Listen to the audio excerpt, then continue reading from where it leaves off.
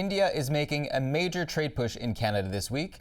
Commerce and Industry Minister Piyush Goyal is leading a delegation of more than 100 business and industry leaders. The group is meeting in Ottawa Monday before heading to Toronto for meetings Tuesday and Wednesday. The visit follows Prime Minister Mark Carney's trip to India in March, where both countries said they hope to finalize a comprehensive economic and partnership agreement by the end of the year. So how significant is this trade mission for both India and Canada, and how likely is a deal by year's end?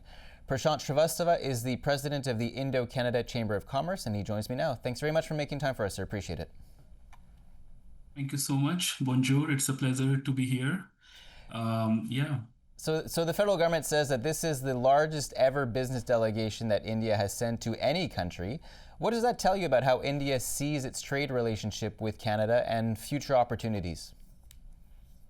I think for both the countries, it's a game changer. So this visit, and absolutely after Prime Minister's Carney's outreach and the visit by a Canadian Prime Minister to India after 8 years, that actually reconstructed. It did the reset and much awaited actually momentum, which is leading to this discussion today, which is starting from Ottawa and then coming to Toronto for 2 days with the investor forum, and even in Ontario meeting with Premier Ford and other dignitaries, and the largest ever trade delegation which India has sent to any country. This means a lot. And again, both the countries, what Indo-Canada Chamber of Commerce believes that this visit signals that world's most populous democracy, which is India with 1.4 billion people, and one of G7's most resource-rich economies, which is Canada, the economic powerhouse of the world, are moving towards a more integrated economic partnership that is going to be built on shared democratic values, economic resilience, and also for long-term prosperity for both the nations. Mm-hmm. You mentioned there that it is obviously a reset in the relationship. What specifically is India hoping to accomplish during this visit? What are its main priorities as it starts to, as you say, reset the relationship with Ottawa? Yes, so India, as one of the fastest growing economies, what India needs, Canada has. So, for example, Canada brings to India's needs of critical minerals, the natural resources, and also the institutional capitals which have already invested heavily in India. And what India has is the scale. India contributes to a massive and growing consumer market, a strong demographic advantage, and a global leadership in IT, fintech, artificial intelligence, and advanced digital services.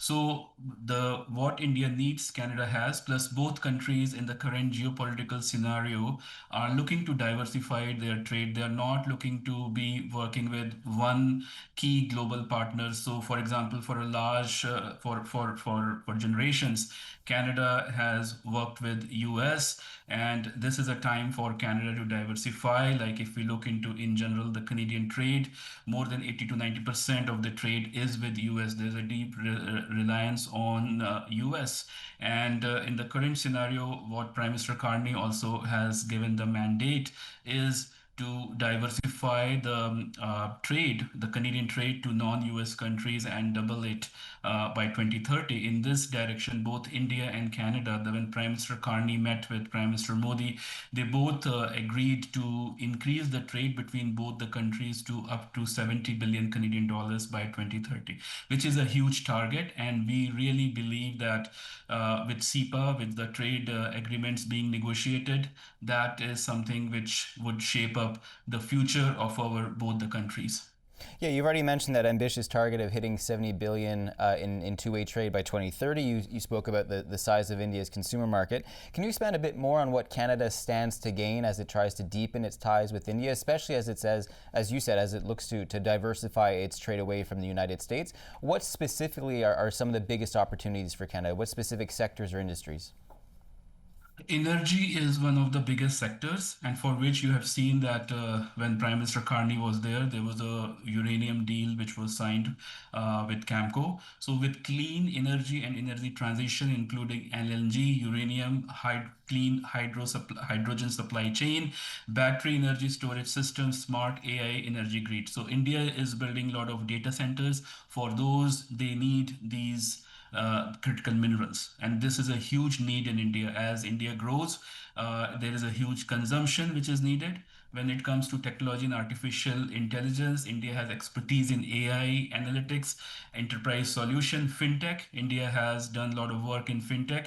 And with Canadian industry modernization and the scale which India offers, this really gives Canadian companies a great opportunity, especially when it again comes to critical minerals and advanced manufacturing, especially to support EV and renewable energy supply chain. There is a huge need in India for that as well. Mm. And of course, for agriculture and food security, we have a long relationship in which Canadian pulses, agri-tech, and food processing products are being supplied to Indian consumers.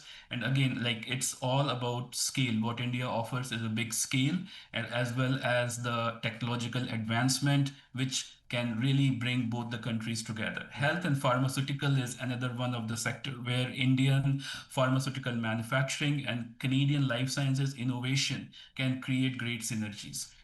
There's also been some reporting from Politico, according to which India's Commerce Minister Piyush Goyal is widely seen as a tough negotiator. There was, according to that reporting, a former EU official who negotiated with him for years, who said he is, quote, a showbiz personality and deliberately provocative. And former U.S. Trade Representative Robert Lighthizer has called India, quote, protectionist, saying it's just part of the country's political DNA. What do you think that means for Canada as these talks move forward, and what challenges could that create, do you think? So the word protectionist is very interesting. And again, both Canada and India, they both are going to look into their interest first.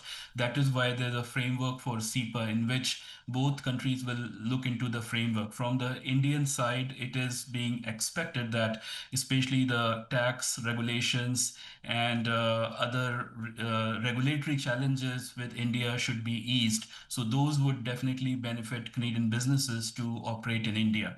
And again, like when we look into the Canadian business and consumers, it's giving a diversification strategy for them and the supply chain in an increasingly uncertain global trade environment. So I think ultimately both the countries are going to look into their national interest first while negotiating these trade deals.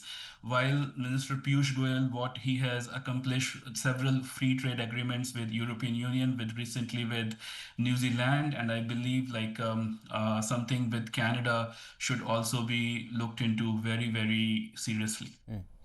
You mentioned earlier that this is a reset, and really a little more than a year ago, renewed talks between Canada and India seemed highly unlikely. It was only in 2023 that then Prime Minister Justin Trudeau accused the Indian government of involvement in the killing of Sikh activist Hardeep Singh Nijjar in British Columbia, of course marking a new low point in Canada-India relations. Prime Minister Carney has since described India as, quote, a natural partner when it comes to trade. But what do you think about the tensions that remain between the two countries when it comes to foreign interference and the Sikh separatist movement in Canada? How could those impact talks as they go forward? So, firstly, like from Indo-Canada Chamber of Commerce, our mandate is trade and commerce.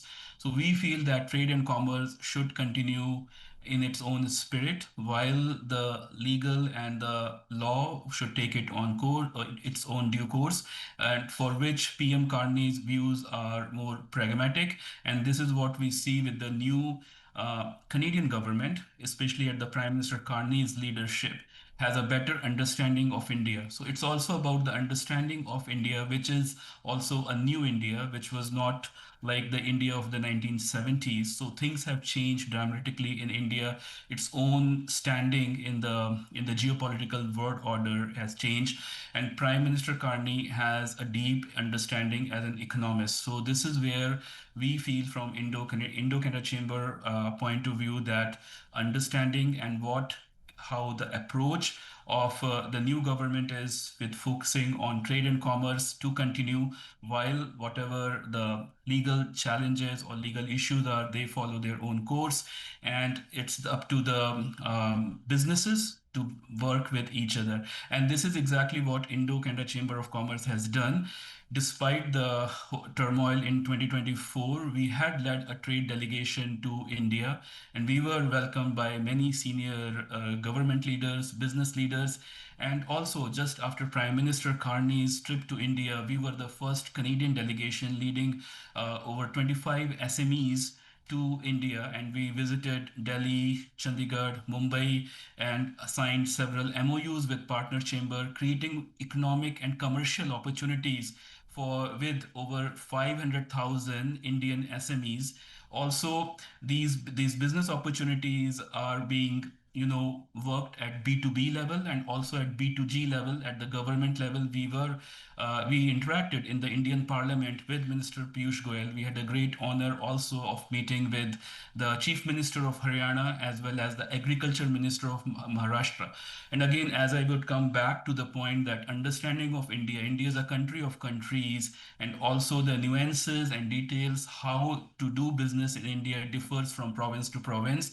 And we really thank Prime Minister Carney for his pragmatic leadership to endorse the commercial relations with India and also with other countries. And if you look into the whole Indo-Pacific strategy, the Canadian government's Indo-Pacific strategy, that for that India is a centerpiece. So many other countries in the Indo-Pacific regions are great opportunities. There are 40 countries, out of which 13 are top trading partners for Canada. It serves a 4 billion people, and we have deep people-to-people ties.